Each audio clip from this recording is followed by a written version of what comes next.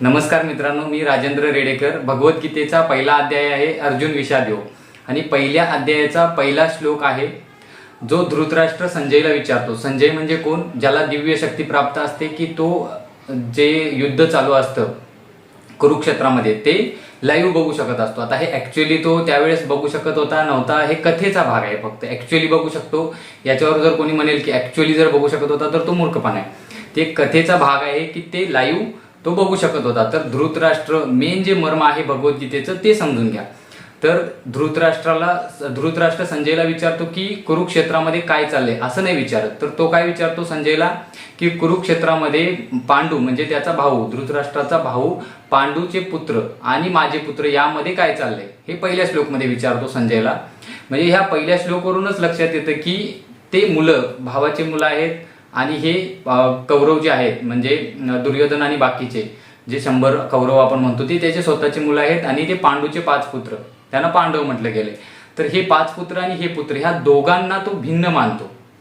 म्हणजे दोन्ही मुलं जरी भावाचे असले तरी योग्य बाजू कोणाची आहे हे बघून त्या योग्य बाजूला उभं राहणं एका राजाचं कर्तव्य असतं। पण तो ते विसरतो। तो काय म्हणतो की पुत्र मोहात अडकून तो कोणाचं बाजूनं बोलतो? दुर्योधनाच्या, की माझे पुत्र जिंकले पाहिजेत, माझ्या पुत्रांची स्थिती काय आहे बघ, त्यासाठी तो व्याकुळ झालेला असतो। आणि हे युद्ध जे झालं हे 3 पिढ्यांचा विनाश करणारं युद्ध होतं। 3 पिढ्या म्हणजे कोणता? धृतराष्ट्र असेल, भीष्म पितामह असेल, गुरु द्रोणाचार्य असेल, ह्या एका वर्गातील लोक होते। गुरु द्रोण तर ह्यांचे गुरु होते द्रोणाचार्य, भीष्म पितामह चुलते होते अर्जुनाचे। दुसरी पिढी कोणती? अर्जुन, कर्ण किंवा कौरव, पांडव जे सगळे आहेत ही दुसरी पिढी। आणि तिसरी पिढी कोण? ही अर्जुनाचे मुलगा असेल किंवा बाकीच्यांचे मुलगा असतील, म्हणजे अभिमन्यू असेल की त्यांच्याबरोबरची अशी 3 पिढ्या, जवळपास 3 पिढ्या ह्या कुरुक्षेत्राच्या युद्धामध्ये सामील झाल्या। कोणामुळं? एका माणसाच्या पुत्रमोहापायी, की त्याला वाटत होतं की माझाच मुलगा, माझ्याच मुलग्याचं असं झालं पाहिजे, माझा मुलगा जे म्हणतोय ते बरोबर आहे, माझी बायको जे म्हणते तेच बरोबर आहे। तर ह्या मोहात अडकल्यामुळं एवढं मोठं युद्ध घडलं। तर मित्रांनो, हिंसा ही बाहेर होत नाही, रणांगणात किंवा इथं होत नाही, हिंसा तुमच्या मनात होते। सर्वात पहिले तुम्हाला मोह आणि किंवा भीती किंवा तुम्हाला लोभ, लालच म्हणतो त्याला, मोह, भीती आणि लोभ जिथं असते तिथं हिंसा होते। मग ते सूक्ष्म स्वरूपात असू देत, मनातल्या मनात होईल, किंवा ती प्रकट स्वरूपातही होते। आणि भगवद्गीता ही एक सूक्ष्म हिंसा जी मनात घडली, जो पुत्रमोह आहे त्याचं बाहेर रणांगणात प्रकटीकरण आहे। तर मित्रांनो, पहिल्या श्लोकमधून हे समजतं की धृतराष्ट्राचा पुत्रमोह।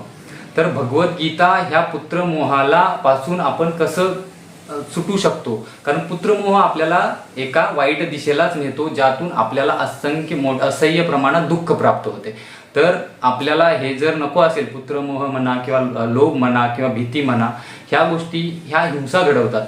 स्वतःबरोबरही तुमच्यात जे सुप्त तुमच्यात जे ताकद आहे ती तुम्हाला प्रकट होण्यापासून तुम्हाला दूर ठेवते। काय? तर मित्रांनो, हे पहिल्या अध्यायाच्या पहिल्या श्लोकमध्ये जी सूक्ष्म हिंसा कुठं घडते? धृतराष्ट्राच्या मनात घडते पुत्रमोहाद्वारे। त्याचंच प्रकट रूप एक मोठ्या युद्धामध्ये होतं, ज्याला आपण कुरुक्षेत्रामधील महाभारत म्हटलं गेलंय। तर ह्याचं कारण काय? तर महाभारताचे आपण अनेक कारण देतो, तर मुख्य कारण काय आहे? धृतराष्ट्राचा पुत्रमोह। जो धृतराष्ट्र राजा होता त्याच्यामध्ये मोह नसता तर हे युद्ध कदाचित झालं नसतं, टळलं असतं। पण पुत्रमोह किंवा कोणत्याही प्रकारचा मोह असेल तो कायम तुमच्या मनात द्वंद्व तयार करतो, युद्ध तयार करतो, आणि त्याचं प्रकट स्वरूप हे महाभारतासारखं बाहेर रणांगणातही तुम्हाला बघायला मिळतं। तर आजच्या समाजात ज्याही प्रकारचा तुम्ही हिंसा बघता, की निग्लिजन्स असेल, चांगलं म्हणजे एक दुराचार घडतोय तिथं तुम्ही दुर्लक्ष करता, किंवा जिथं चुकीच्या गोष्टी घडतात तिथं पण बरेच समाज दुर्लक्ष करतो, किंवा लोकांना हिंसाचार करतात, बऱ्याच गोष्टी करतात। ह्या हिंसाचार बाहेर जरी प्रकट स्वरूपात दिसत असेल तरी त्याचं कारण आंतरिक आहे, म्हणजे मानसिक आहे। मनामध्ये कुठंतरी तुमच्या द्वंद्व आहे किंवा वाईट वृत्ती, जनावरासारख्या वृत्ती तुमच्या मनात बसलेल्या आहेत, त्या वृत्तीचं प्रकटीकरण होतं। तर बाहेरची हिंसा थांबवायची असेल तर तुमच्या प्रत्येक माणसाच्या मनातली हिंसा कुठंतरी थांबली पाहिजे मित्रांनो।